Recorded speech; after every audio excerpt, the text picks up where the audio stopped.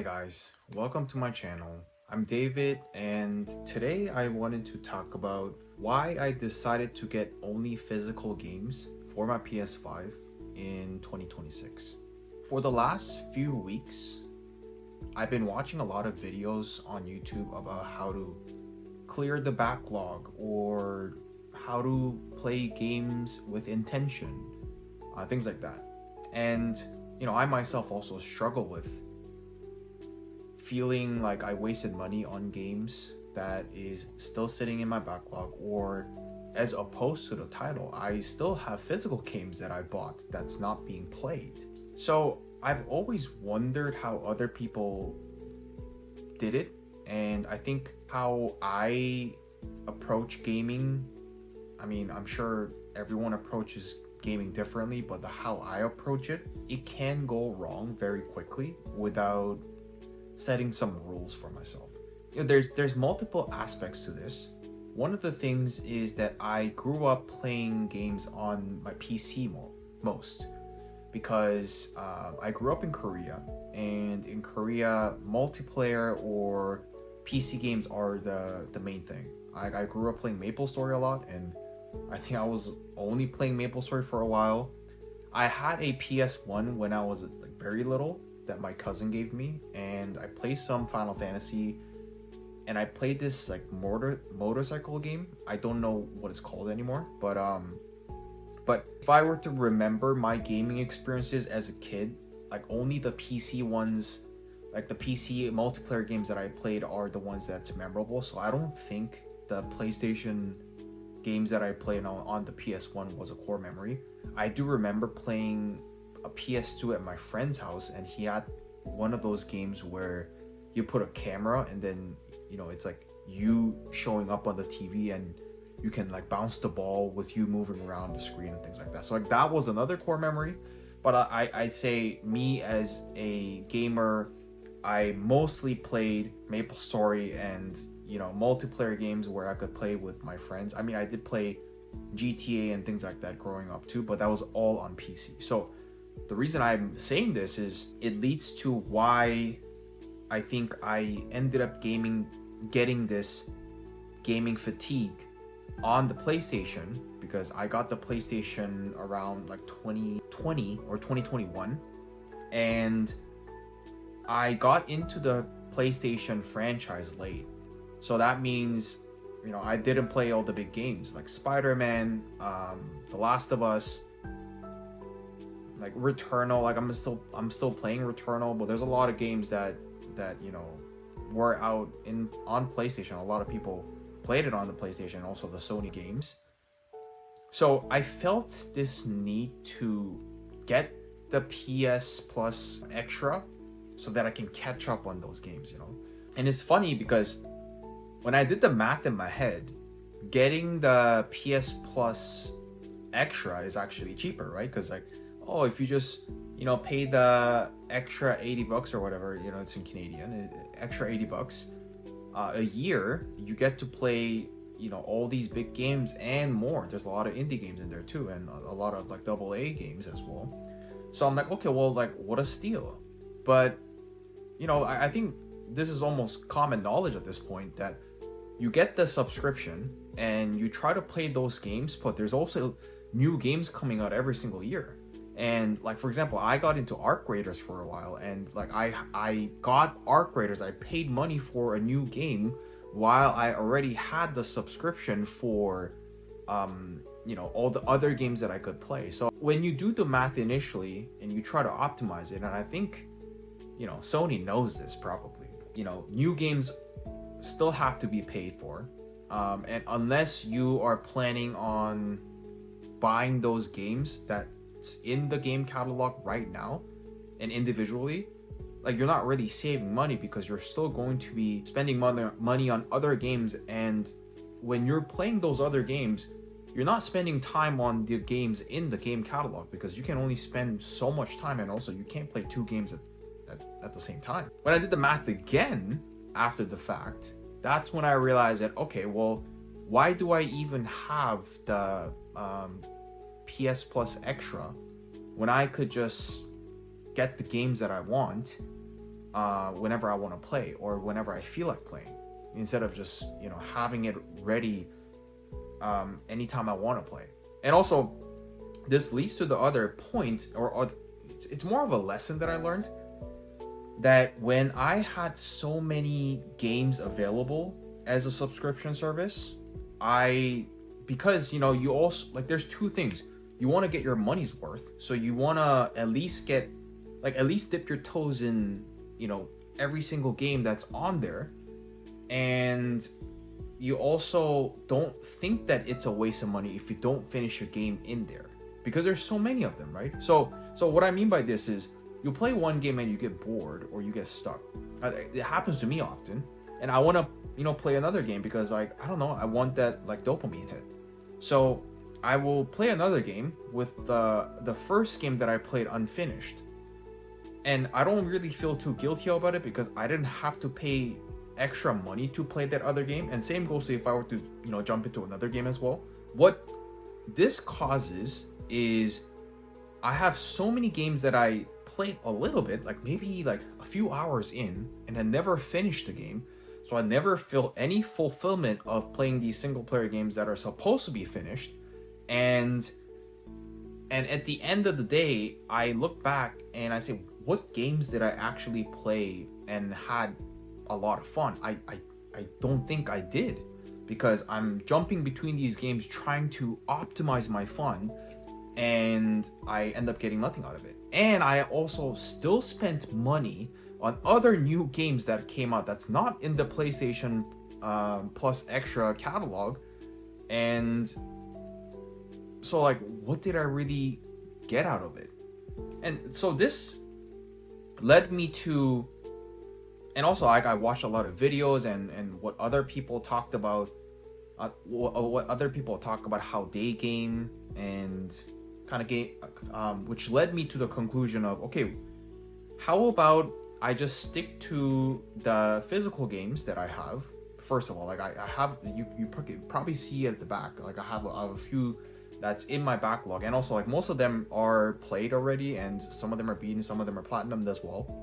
But I realized, as I started playing more games physically, I actually learned a few lessons that I think made me decide to buy physical games only from now on. So the first thing is, as you can see, I store all my games behind me over there on the bookshelf. So whenever I want to play another game, like, I know it's only a bit of a walk from here. It's like, not even a second. But the act of taking out the CD from your PS5, putting it back into the disc case, and then put it back in the bookshelf and take one out, and sure, you can optimize it to make it easier, sure, but, like, it's over there. So even that little act of having to swap the disc and wait for it to boot up on your PlayStation again or whatever, that causes enough friction for me to just stick to the game, even if I get stuck, even if I want to jump to another game. If I have all my games digitally, I notice that, okay, well, I don't like this game, just close it, just play another game. And I just close it and play another game. And one of the things that I realize is, sometimes you just need a little bit of push when you're stuck in that game, and the game actually becomes fun again.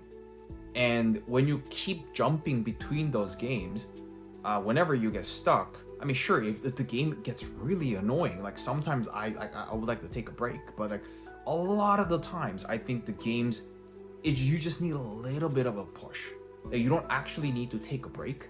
You just need to get through a little bit, and, like, you will realize new mechanics, or you'll realize, oh, I could have played it this way. And also, I don't know, you can look up guides too, right? Like, the guides can help. Like, I sometimes do. I don't like to do it because, like, you could get spoiled if it's like a story or something like that, but like, you get my point. When you're playing physical games and there's just enough friction for you to not switch the game, it ends up helping you to finish your game. And I realize that, I don't know, maybe this is me thinking that I want to optimize my gaming, as in I want to spend money on gaming and make sure I get everything out of it.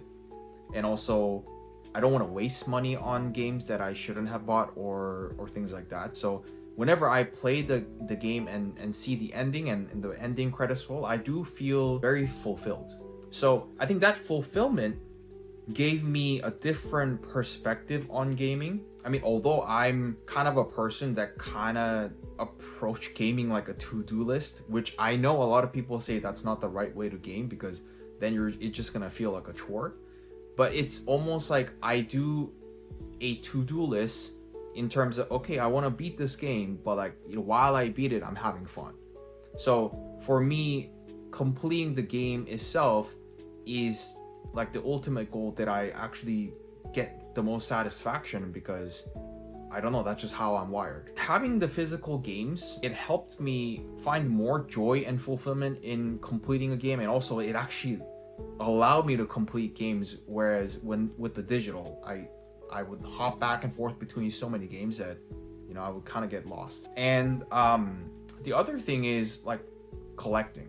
I realize, you know, I you know, I'm a very software person. Like I work in software, and everything is like intangible stuff. And also gaming itself is kind of intangible too, right? Other than the hardware. And I have a tendency to like buying hardware, and I prefer something that's tangible. It's weird because I like the balance of both. I like a good software, good game, but also like good hardware, nice looking hardware, and very seamless hardware. And I think physical disc with the case kind of solves, you know, both. Like I love having them sitting on the shelf right now. It just looks nice, and some of them are like steel books, some of them are deluxe editions. I don't buy collector's edition. I mean, I would like to, but like it's just too expensive.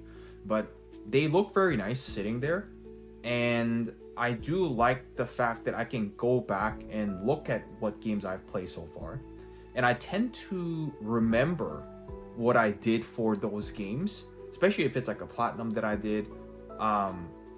But you know, it just seems like I remember them more when there is a tangible thing that's there versus just a digital game in my library, because there's just so many of them in my library. Like I don't know.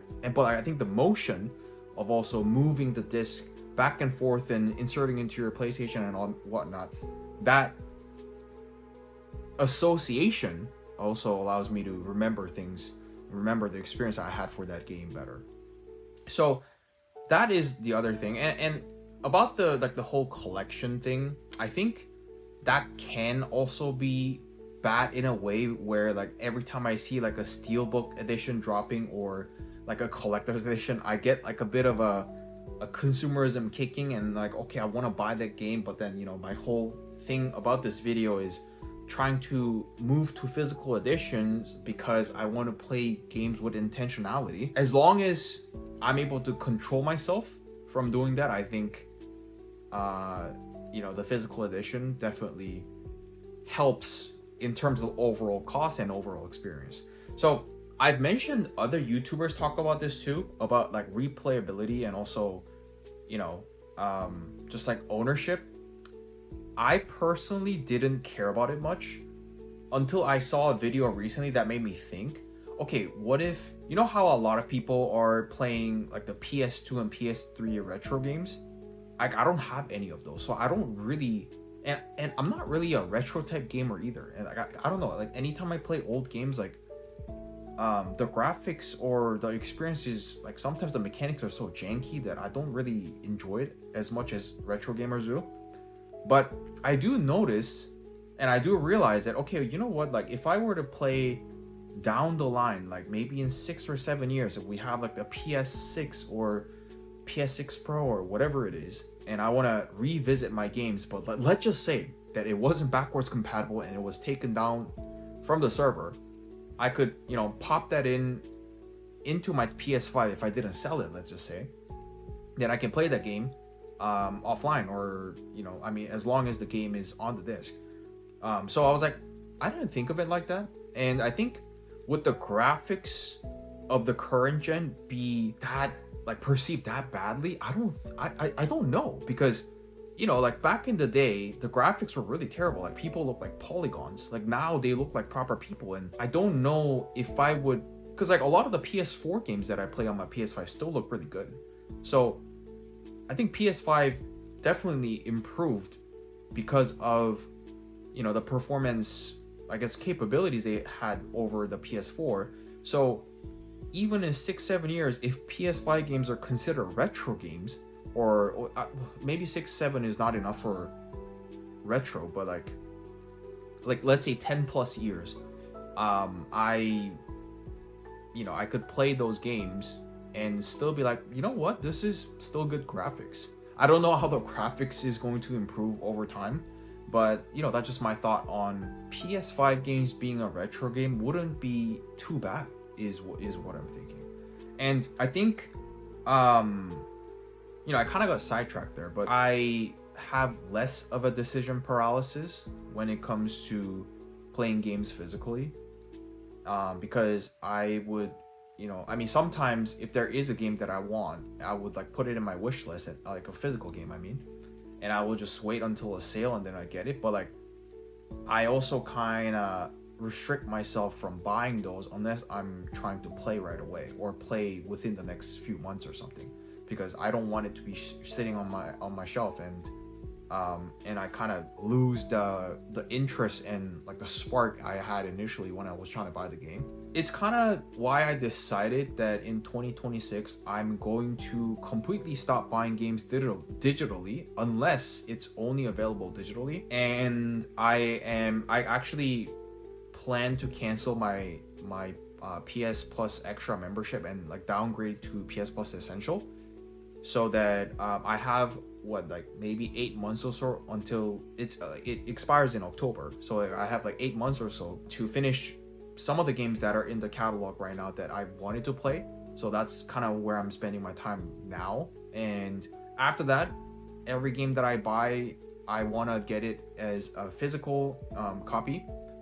Same goes to my other platform like Nintendo Switch. I mean, like Steam's obviously going to be all digital, but like I don't play games on Steam unless it's like a competitive shooter game or whatever. So yeah, like I just wanted to share my thoughts on this because I thought about it for a bit, because I wanted to just feel better about like the money that I spend on my games, and also how I could enjoy the games that I own more without, feeling like I have to like catch up on these games. And I think those negative feelings started to affect how I perceive gaming as an experience. So so I just wanted to share those thoughts, and let me know how you guys approach gaming. And I know this is a topic that a lot of content creators are talking about, but I'm just curious. So thank you for listening, and see you next time. Peace.